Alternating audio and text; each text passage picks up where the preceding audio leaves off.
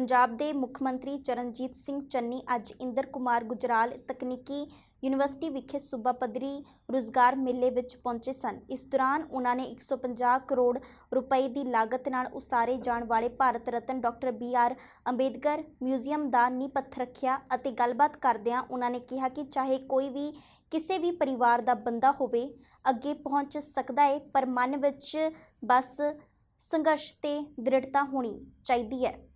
अज मैनूं बड़ी खुशी हो रही है कि मैं मुख सेवादार दा अहुदा संभालण तो पहलां दे नाल लगदी पहली बार अपने लिए चानण मुनारा डॉक्टर अंबेडकर जी का म्यूजियम का उद्घाटन करने का माण प्राप्त कर रहे हैं। अंबेडकर साहब की शख्सियत एक ऐसी शख्सियत है जिस तो सानू प्रेरणा मिलती है कि तुसी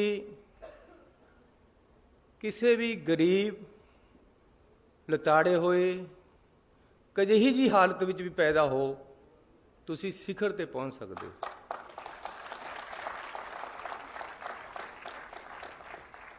जरूरी नहीं तुहानू बहुत चंगा इन्वायरमेंट मिले अगे बढ़न वास्ते, संघर्ष दृढ़ता निष्ठा होनी चाहिए है अगे बढ़न लई ते तुसी अगे बढ़ सकते हो। बिल्कुल गरीब परिवार च पैदा होके उन्होंने शिखर की पढ़ाई की और सब तो बड़ी गल यह है कि अखीर तक पढ़ते रहे अपने जीवन के विच। अपने आप को स्ट्रेंथन करना लगातार जारी रखना चाहिए है। नौजवान वीर मेरे भैणां इत्थे बैठियां बच्चे बैठे है, इन्हां करके मैं एक दो गल्लां करनियां चाहुंदा।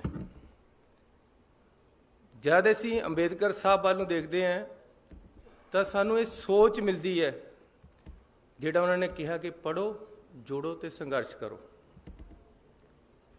जिंदगी दे विच अगे बढ़न वास्ते लगातार अपने आप को स्ट्रेंथन करते रहना जरूरी है, जिस तरह उन्होंने किया है।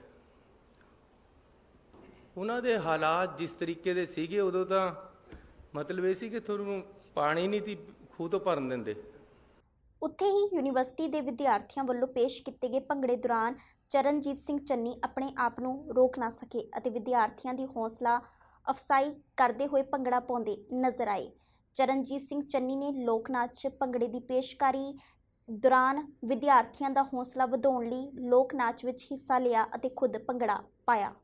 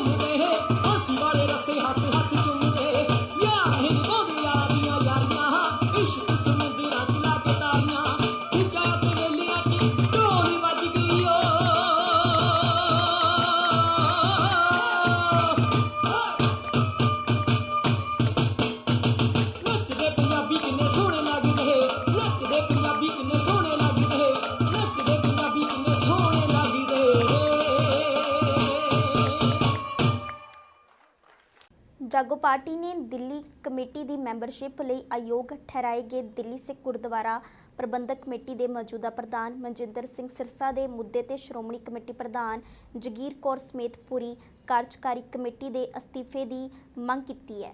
मनजीत सिंह जीके ने कहा कि सिरसा के गुरसिੱਖੀ ਅਤੇ गुरमुखी टैसट विच श्रोमणी कमेटी के प्रतिनिध की असफलता श्रोमणी कमेटी के बादल प्रायोजित प्रबंध ਲਈ ਵੱਡੀ हार है। कभी 25 अप्रैल ਨੂੰ ਹੁੰਦੀਆਂ ਕੋਵਿਡ ਕਰਕੇ ਅੱਗੇ ਚੱਲ ਗਈਆਂ। ਉਹਦੇ ਬਾਅਦ ਕਿਆਸ ਰਾਈਆਂ ਲੱਗਦੀਆਂ ਨੇ ਜੁਲਾਈ ਦੀ ਬਜਾਏ ਅਗਸਤ 'ਚ ਹੋਈਆਂ ਔਰ ਉਹਦੇ ਸਾਰੇ ਦਾ ਰਿਜ਼ਲਟ ਆਪਣੇ ਸਾਹਮਣੇ ਆ ਗਿਆ। ਪਰ ਇਲੈਕਸ਼ਨਾਂ ਤੋਂ ਬਾਅਦ ਜੋ ਘਟਨਾਕ੍ਰਮ ਚੱਲਦਾ ਰਿਹਾ ਉਹ ਬੜਾ ਕਮਾਲ ਹੈ। ਅੱਜ ਮੈਂ ਇੱਕ ਗੱਲ ਜ਼ਰੂਰ ਕਵਾਂਗਾ, ਸਾਡੀ ਸਿਆਸੀ ਸਾਂਝਾਂ ਹੋ ਸਕਦੀਆਂ ਨੇ, ਸਾਡੀਆਂ ਸਿਆਸੀ ਲੜਾਈਆਂ ਹੋ ਸਕਦੀਆਂ ਨੇ, ਲੇਕਿਨ ਮੈਂ ਸਮਝਦਾ ਕਿ ਜਿਹੜਾ ਘਟਨਾਕ੍ਰਮ ਚੱਲ ਰਿਹਾ ਹੈ ਇਹ ਸਿੱਖੀ ਵਾਸਤੇ ਬਹੁਤ ਇੰਪੋਰਟੈਂਟ ਹੈ, ਇਹ ਧਰਮ ਵਾਸਤੇ ਬਹੁਤ ਇੰਪੋਰਟੈਂਟ ਹੈ ਕਿ ਅੱਜ ਤੱਕ ਇਦਾਂ ਕਦੀ ਹੋਇਆ ਨਹੀਂ ਸੀਗਾ। ਮੈਨੂੰ ਵੀ ਇਸ ਵਾਰੀ ਟੈਸਟ ਦੇਣਾ ਪਿਆ ਸੀਗਾ ਗੁਰਮੁਖੀ ਦਾ ਪੜ੍ਹ ਕੇ ਲਿਖ ਕੇ, ਔਰ ਕਈ ਮੈਂਬਰਾਂ ਨੂੰ ਦੇਣਾ ਪਿਆ।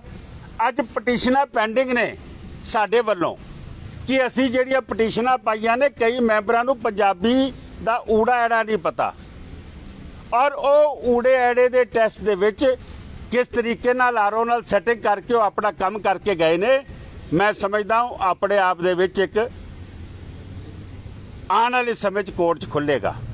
ਪਰ ਜੋ ਇਲੈਕਸ਼ਨ ਕਮਿਸ਼ਨ ਨੇ ਕੀਤਾ ਹੈ, ਮੈਂ ਉਸ ਦੇ ਗੱਲ ਦੇ ਉੱਤੇ ਵਾਪਸ ਆਣਾ ਕਿ ਇਹ ਕਿਸ ਤਰੀਕੇ ਨਾਲ ਇੱਕ ਨਵਾਂ ਇਤਿਹਾਸ ਬਣੇਗਾ।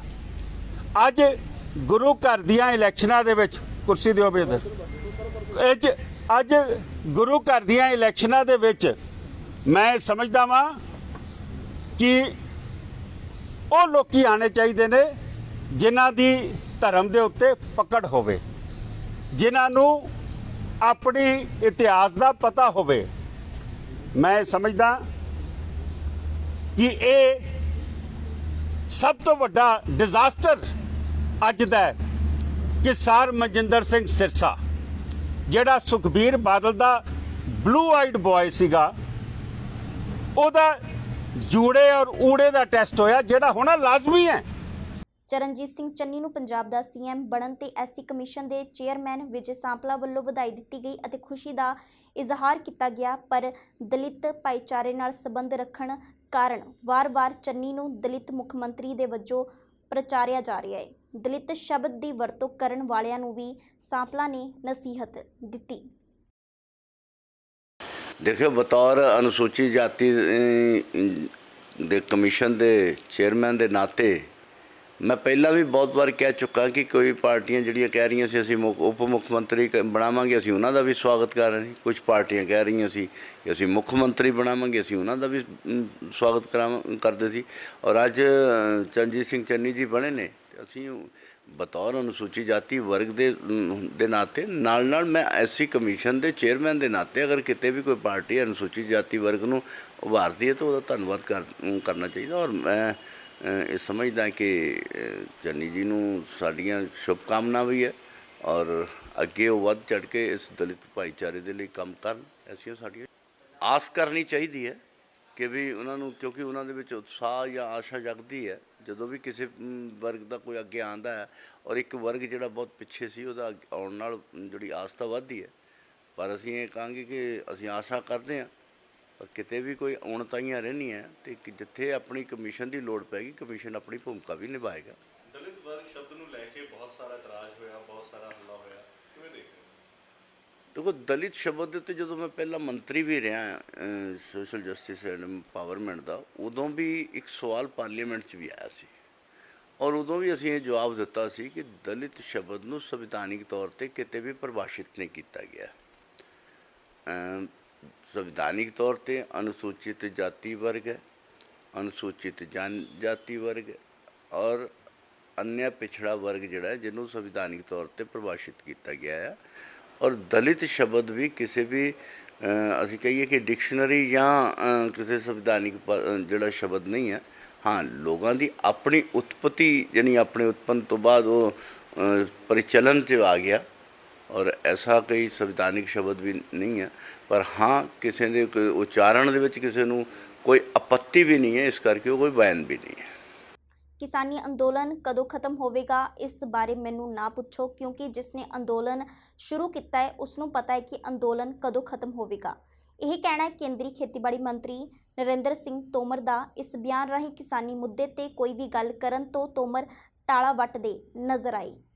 आंदोलन तो जो शुरू करता है वो बता सकता है कि कब खत्म होगा। सर कैप्टन अमरिंदर यहाँ से राज्यसभा के लिए नॉमिनेटेड हुए हैं, कैसे देखते हैं? उर्गुन जी हमारे बहुत ही वरिष्ठ कार्यकर्ता हैं, तमिलनाडु राज्य के हैं। अनेक दायित्वों पर उन्होंने सफलतापूर्वक अपना काम किया है और मुझे बहुत प्रसन्नता है कि मोदी जी ने ऐसे कार्यकर्ता को तमिलनाडु से निकालकर केंद्रीय मंत्रिपरिषद में स्थान दिया।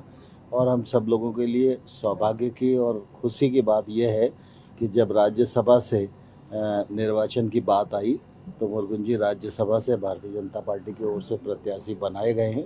उन्होंने अपना नामांकन कर दिया है और वो विजयी भी होंगे, इसमें कोई शंका नहीं है।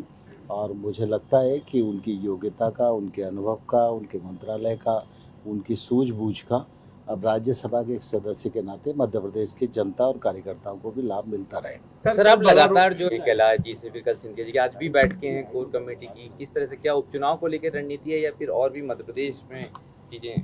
भारतीय जनता पार्टी मेरा परिवार है, जब भी मैं आऊँगा परिवार के सदस्यों से मिलना स्वाभाविक ही है, इसलिए इसमें कोई राजनीतिक अर्थ नहीं निकालना चाहिए।